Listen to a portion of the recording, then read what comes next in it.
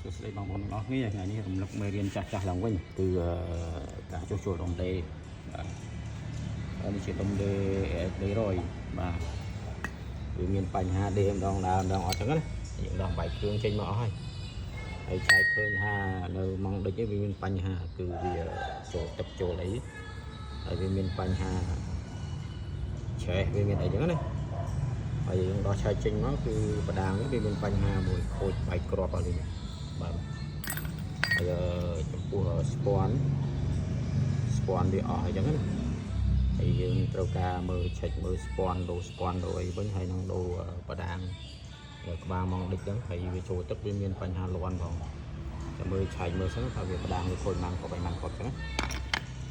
បាទនេះវាជាការងារដែលយើងជាងដែលចាប់ដើមធ្វើជាងដំបូងហ្នឹងគឺត្រូវឆ្លងកាត់វាគឺដំណាក់កាលដេរនិងឌីម៉ូនេះបាទហើយសម្រាប់ខ្ញុំហ្នឹងការងារហ្នឹងវាមានធ្វើហើយក៏ខ្លះទៅក៏វាខានធ្វើយូរដែរព្រោះអីយើងធ្វើយូរទៅវាទៅធ្វើឲ្យប្រតិថៃច្រើនហ្នឹងណា